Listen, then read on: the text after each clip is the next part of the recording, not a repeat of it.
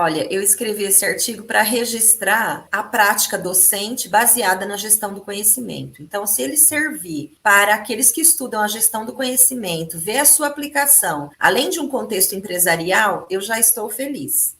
E também. Olá, eu sou o Logan Nobre, um dos editores de marketing científico da revista ETZ, Novas Práticas em Informação e Conhecimento. Começa agora mais um episódio do podcast Revista ETZ, uma ação do projeto de extensão Ciência Aberta e Gestão da Informação Científica da Universidade Federal do Paraná, a UFPR. No episódio de hoje está comigo Tamara de Souza Brandão Guaraldo, que é doutora em Ciência da Informação pela Universidade Estadual Paulista Júlia de Mesquita Filho, a Unesp. Ela é autora de um artigo sobre gestão do conhecimento, ensino superior e comunicação social. E é sobre isso que nós vamos conversar agora. Tamara, seja muito bem-vinda ao podcast Revista ETZ. Obrigada, Logan. Tamara, seja bem-vinda e se apresenta aí para o nosso público te conhecer melhor, diz quem você é, de onde você veio, de onde você fala, né? Marca o seu espaço geográfico hoje, diga o que você estudou, onde você trabalha, enfim, esse é o seu momento aí de brilhar. Meu nome é Tamara de Souza Brandão Guaraldo, eu sou docente da Universidade Estadual Paulista, Unesp, do campus de Bauru, na graduação, nos cursos de Relações Públicas e no curso de Comunicação, Rádio, TV e Internet, e leciono também na pós-graduação do programa de pós-graduação em Ciência da Informação da Unesp de Marília. Eu leciono na Unesp desde 2014 e também fui estudante da Unesp. A minha formação de graduação também foi na Unesp, em Comunicação Social. Depois eu fiz o mestrado em Comunicação Midiática e o doutorado em Ciência da Informação. Então, eu atuo, né, nessa área interdisciplinar, na comunicação e na informação, e trabalho, né, temáticas voltadas à gestão da informação e à gestão da comunicação. Também me interesso pelos temas de mediação da informação, e essas são as temáticas que eu procuro trabalhar, tanto na graduação quanto na pós-graduação. Muito bem, então você transita aí, por onde tiver informação, você está no meio estudando, trabalhando, ensinando, muito bem. Sim, é minha área de interesse, né? Desde a graduação eu procuro ter essa visão mais interdisciplinar, né? Então, meus temas, eles são realmente mediadores, né? Os temas que eu procuro estudar, porque eu procuro entender um pouco sobre a comunicação, a mediação, a gestão da informação e do conhecimento, o papel dos usuários, né? Em contextos organizacionais e também em contextos de aprendizagem. Muito bem, gostei. E vamos falar do seu artigo publicado aqui na revista ETZ. Conta pra gente de onde que surgiu a ideia de escrever esse artigo. E, assim, geralmente quando a gente quer escrever um artigo para submeter para um periódico, esse artigo às vezes veio de um congresso, a ideia surgiu em um evento, surgiu numa conversa com os professores, né? E é legal a gente ver a experiência das pessoas aqui até para incentivar, para dar alguma ideia para o público que está nos assistindo e nos ouvindo agora. Então, conta pra gente como surgiu a ideia de fazer o seu artigo. Eu leciono gestão da informação e do conhecimento na Unesp, né, na graduação, em relações públicas, e leciono gestão de marketing e comunicação no curso de comunicação, rádio, TV e internet. E quando eu leio sobre os temas, principalmente de gestão do conhecimento, de gestão da comunicação, de marketing, as metodologias apresentadas, elas sempre são aplicadas num contexto organizacional, principalmente empresarial. Mas a minha intenção com esse artigo foi aplicar a gestão do conhecimento num contexto pedagógico, num contexto educativo. Então, voltar ao olhar da gestão do conhecimento e sua possível aplicação no campo do ensino. Essa ideia do artigo surgiu a partir da minha própria prática como docente do ensino superior nesses cursos, né? E avaliando essa minha prática, eu percebi, então, a oportunidade de aplicação da gestão do conhecimento nos processos que eu realizo em sala de aula para auxiliar o aluno, né, a alcançar os seus objetivos de aprendizagem. Então, foi daí que surgiu o artigo, ou seja, foi a partir da minha própria prática docente e profissional. E dessa observação de se aliar, então, a teoria à prática no ensino dos cursos de comunicação, para refletir, né, como esse ensino ele precisa acompanhar as mudanças que as organizações elas estão enfrentando agora no século XXI, que são mudanças relacionadas ao consumo, às formas de consumir, à competitividade, questões também de ordem ética, né, relacionada à transparência, questões de ordem social e também da própria ordem comunicacional, ou seja, do relacionamento das organizações com seus públicos de interesse.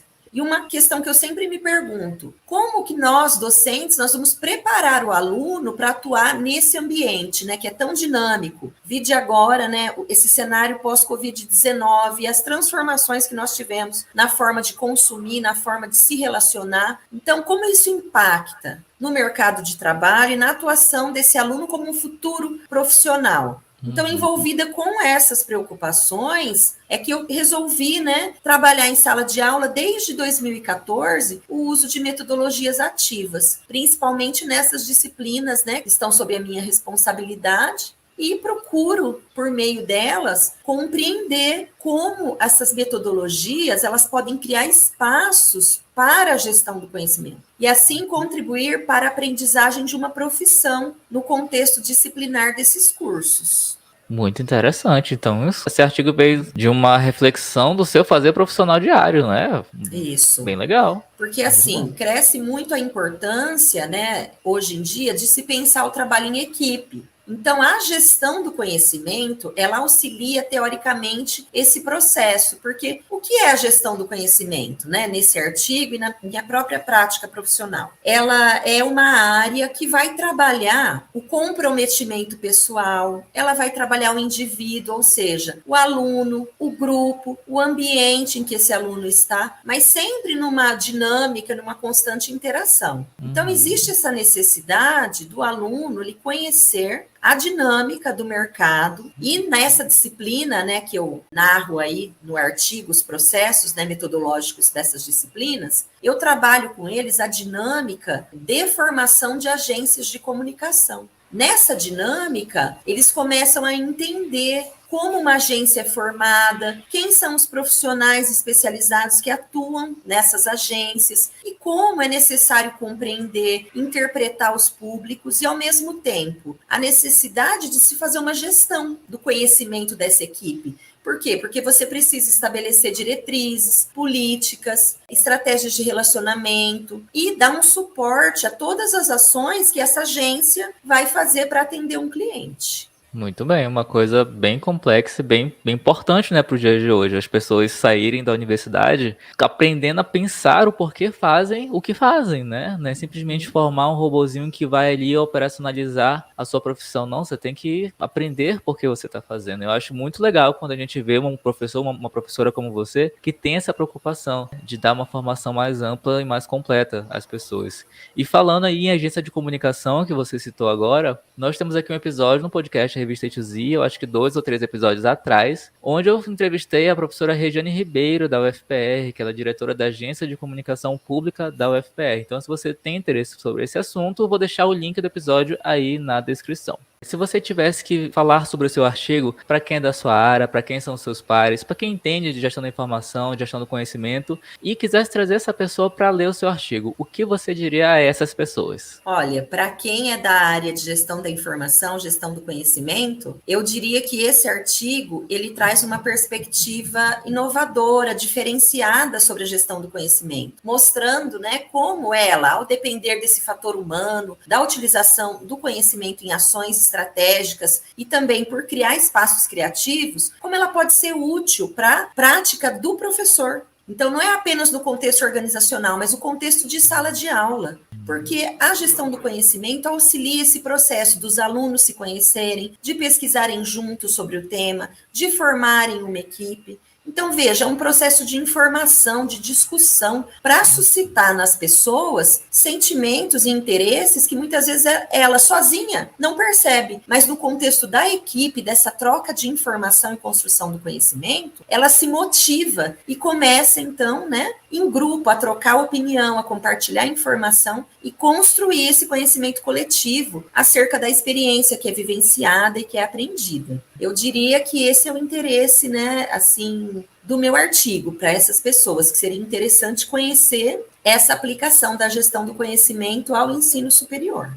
Ok, e agora seguindo para os objetivos do artigo. Quando a gente começa a fazer um artigo, geralmente a gente delimita ali onde a gente quer chegar, como que a gente quer chegar lá, e às vezes esse caminho é modificado ao longo do nosso estudo, né? Queria saber, quando você delimitou os seus objetivos, eles foram modificados, foram alcançados? Conta pra gente um pouquinho sobre isso.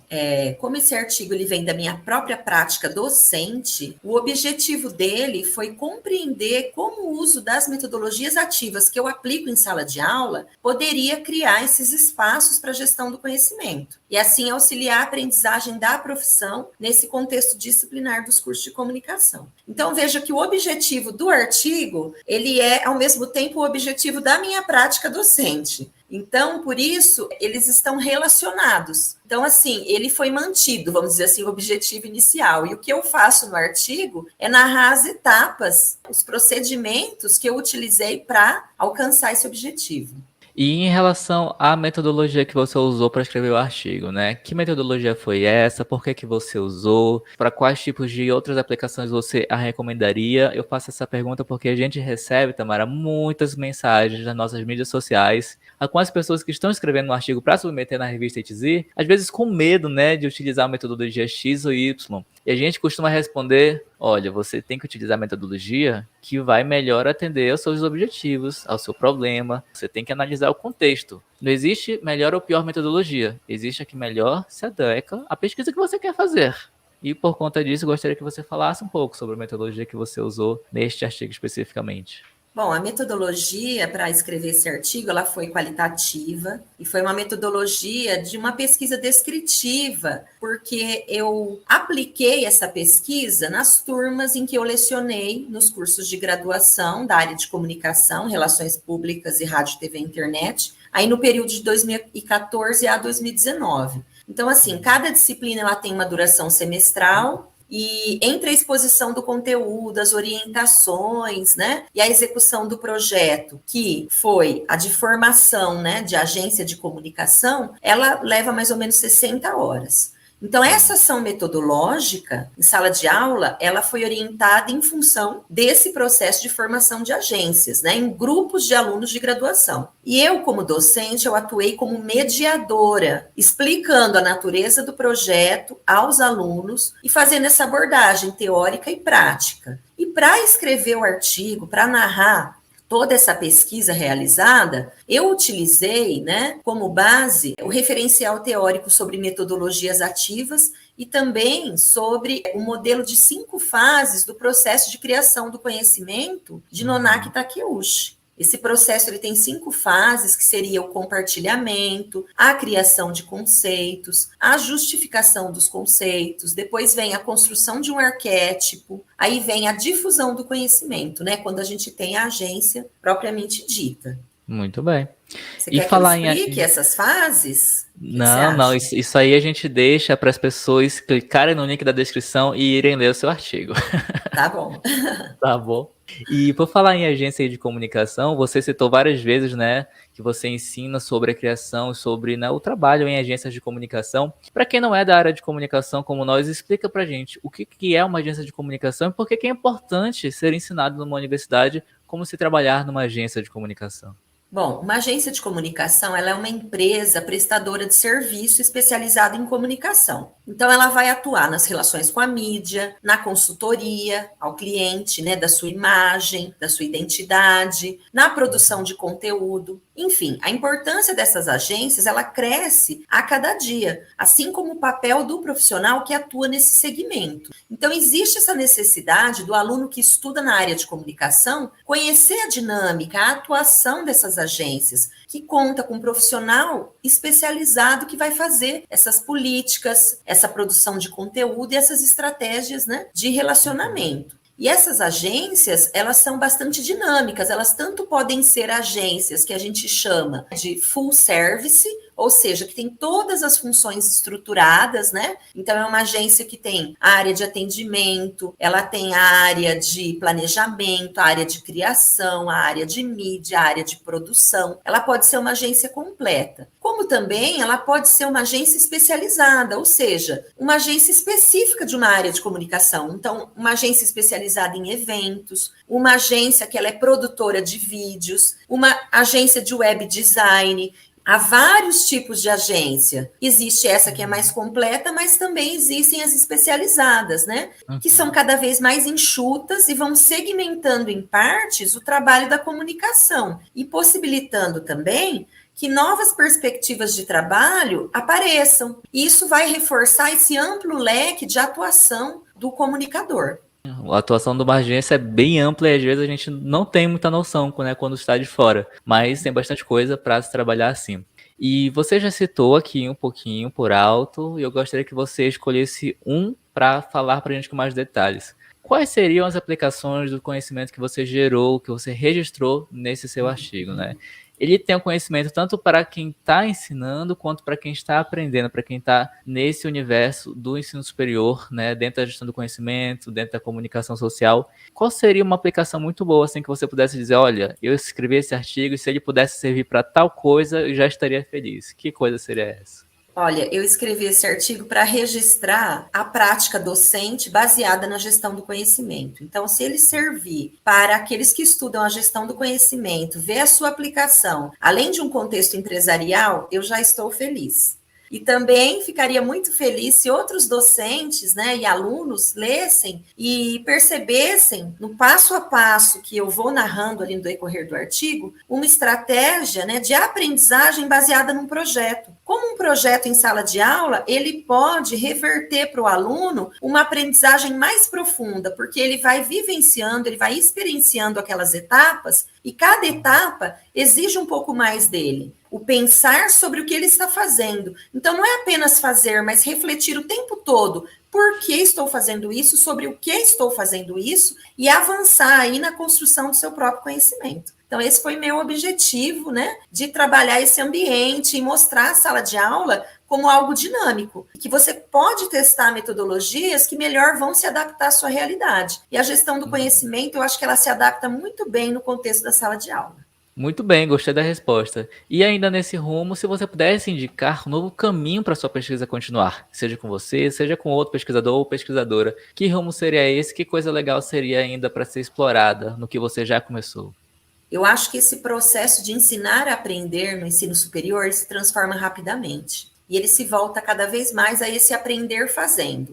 A gente precisa lançar mão cada vez mais de metodologias de trabalho em equipe, voltada principalmente à solução de problemas. Então, eu penso que esse contexto da pandemia, que trouxe o ensino remoto, essa necessidade maior de produção de vídeos, por exemplo, acho que isso pode ser pensado nas nossas dinâmicas também de sala de aula, nas dinâmicas do nosso trabalho, do home office, de projetos em equipe, pesquisas. Então, penso que essas metodologias, elas devem ter uma continuidade de pesquisas voltadas a essa promoção da autonomia, de encorajar uma busca por aquilo que é inusual, que podem favorecer assim um incremento do saber, ou seja, consigam destacar a importância tanto do conhecimento individual ali do aluno, quanto o de como esse conhecimento ele cresce e se desenvolve no contexto coletivo.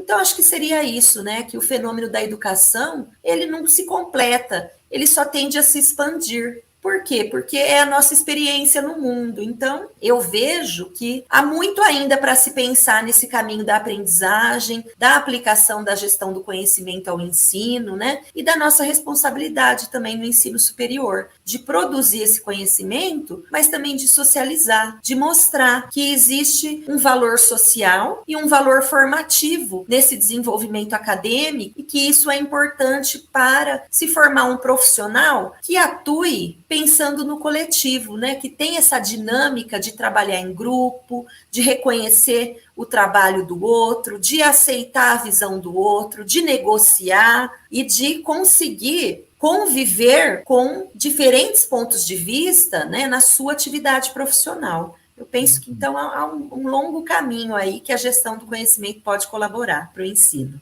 Então fica aí a dica para você que está nos ouvindo, nos assistindo e pensou em dar continuidade a esse trabalho que a professora Tamara já começou, você pode continuar aí, escrever um novo artigo e quem sabe, futuramente eu vou te entrevistar aqui no podcast Revista ETZ, né? Fica a dica aí. E falando em ensinar, em aprender, eu gostaria que se você contasse um pouquinho como é que é a tua rotina de trabalho na Unesp, porque algumas pessoas acham, Tamara, que a vida do professor, da professora é muito fácil, que é só chegar na sala de aula e o conhecimento é baixado assim do nada, e o conhecimento sai pela boca do professor, da professora, como se fosse uma coisa muito fácil. Né? Eu queria que você relatasse um pouquinho como é que é o seu dia a dia, como é que é, né, o seu fazer dentro da universidade, para as pessoas terem ideia de como que é a vida de uma professora universitária.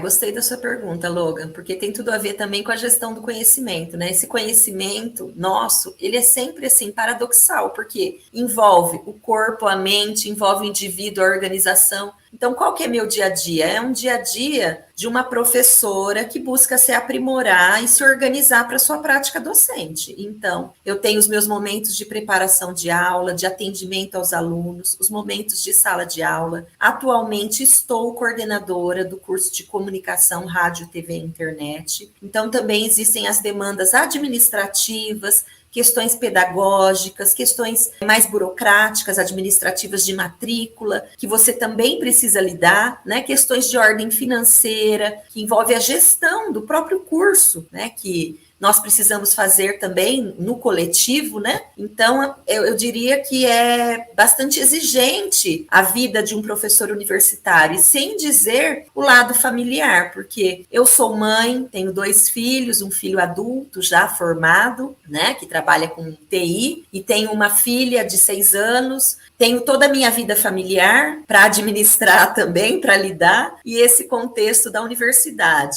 E leciono na graduação e pós, mas a minha paixão é a sala de aula. O que eu mais gosto de fazer na universidade é lecionar na graduação. É onde realmente eu me realizo e sou apaixonada, né, pelas disciplinas que eu trabalho, pelos meus alunos. É isso, né? Eu acho que eu rejuvenesço a cada encontro com eles, né? Eu aprendo muito com os meus alunos, né? E acho que isso que é o conhecimento, é esse processo mesmo que é permanente de renovação pessoal para atingir um ideal que você acredita. E o ideal que eu acredito é a transformação pela educação. Então, é corrido, mas é prazeroso e é compensador também. Então fica aí o relato da professora Tamara para vocês perceberem que eu imagino que o mais fácil é dar a aula, que é o que as pessoas acham que se resume a vida de professor-professora. Não, gente, isso aqui é o ponto mais fácil entre muitas aspas, né? Porque você tem que ter uma trajetória muito longa, muitos títulos, muito trabalho e muito estudo para chegar na sala de aula e conseguir dar a aula. Mas como ela falou, tem a parte financeira, administrativa, tem gestão de pessoas, tem gestão do curso, né? Tem grupo de pesquisa. Nossa, tem muita coisa para fazer por fora, né? Não é só dar Sim, aula, essa né? exigência da pesquisa e também da extensão. Eu coordeno um projeto de extensão que se chama Faces da Informação e Comunicação em Saúde. Eu, com outras colegas docentes e alunos da Unesp, nós prestamos serviço de gestão da informação e da comunicação para organizações do terceiro setor. Atualmente, nós atendemos o Conselho da Mulher de Bauru e estamos fazendo um site para o Conselho, para que as mulheres aqui da cidade, elas tenham, né, um local no qual elas possam ter todas as informações sobre a rede de atendimento e acolhimento à mulher que está em situação de violência aqui na cidade de Bauru. Então, veja, nós estudamos e nós praticamos aquilo que nós estudamos aí em benefício da sociedade. Então fica aí a dica. Quando você estiver numa sala de aula, aluno de graduação e pós-graduação, dê valor ao seu professor, dê valor à sua professora, porque ele está lá e está muito bem capacitado e está trabalhando muito para te levar conhecimento. Tamara, além da vida de pesquisadora e professora, conta aí pra gente quem que é a Tamara, o que você gosta de fazer no seu tempo livre, o que o seu Lattes não conta sobre você. A Tamara é uma pessoa que gosta muito de fazer amigos, gosta muito de confraternizar, mas também gosta de ficar em casa, sabe? Fim de semana ali, descansando um pouquinho, e ama assistir televisão. Ama, de paixão. Adora maratonar séries, seguir séries. Começa uma série, já começa outra em seguida. No momento estou dividida, né, entre O Poder dos Anéis e House of Dragon. Ah, eu também. Não consigo escolher uma só. Então é isso que eu gosto de fazer. Eu gosto muito de assistir TV. Eu gosto de ler também, de ler bons livros, de ir ao cinema, me divertir em família, de levar minha filha no parquinho, passear. Então essa é a Tamara. No fim de semana eu sou mais família mesmo. E você gostaria de fazer alguma indicação cultural de um livro, de um filme, de um podcast, de uma série de TV sobre qualquer assunto? Olha, eu vou indicar um filme que foi o último que eu assisti. E por que eu vou indicá-lo? Porque ele parece assim muito trivial, né? Você começa a assistir, você fala, nossa, mas que filme comum, né? Não tem nada assim de espetacular. Esse filme se chama Um Lindo Dia na Vizinhança. Ele foi estrelado por Tom Hanks. E ele parece mesmo que é um filme, assim, corriqueiro, que não vai nos acrescentar nada. Mas, de repente, a gente é tocado por alguma coisa que tem nele. Ele está longe de ser um filme que eu diria que é memorável, mas ele vai ter um lugar, né, no nosso coração e na nossa memória, porque ele traz, né, a vida de um comunicador. É um comunicador norte-americano que fez programas infantis do ano de 1968 até mais ou menos 2001. E foi uma companhia para as pessoas na televisão por várias gerações, vamos dizer assim. E o que é bonito de ver nesse filme? Esse filme, ele não vai nos contar os principais momentos da vida desse comunicador,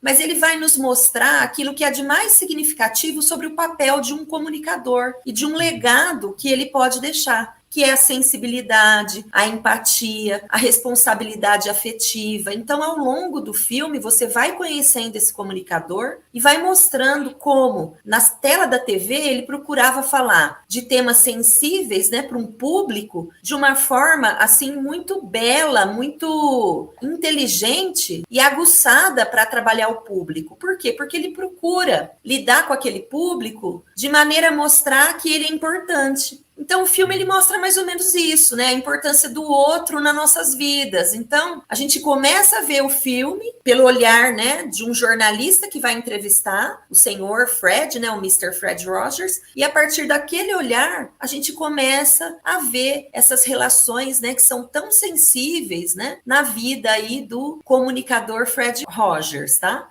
Muito bem. Você pode repetir pra gente o nome do filme e onde que ele está disponível? O filme ele se chama Um Lindo Dia na Vizinhança e está disponível no Amazon Prime. Ok, o link e o título estará aí na descrição do episódio. Tamara, muito obrigado por ter aceito o convite e ter vindo aqui conversar conosco. Eu que agradeço. Chegamos ao fim de mais um podcast Revista ETZ, uma ação do projeto de extensão Ciência Aberta e Gestão da Informação Científica da UFPR. Na descrição estão os contatos da entrevistada e o link para você conhecer mais sobre o artigo Metodologias Ativas como Espaço de Gestão do Conhecimento, uma experiência no ensino superior em comunicação, escrito pela Tamara, que conversou conosco aqui agora. Na descrição também estão os contatos para você encontrar a Revista ETZ, um periódico científico interdisciplinar de acesso aberto do programa de pós-graduação em Gestão da Informação da UFPR. A Revista ETZ tem um site e também está no LinkedIn, YouTube, Twitter, Instagram, Facebook e nos 14 maiores agregadores de podcast do planeta. Basta procurar por Revista ETZ. Eu sou o Logan Nobre e a gente se fala no próximo episódio. Até mais! Até mais!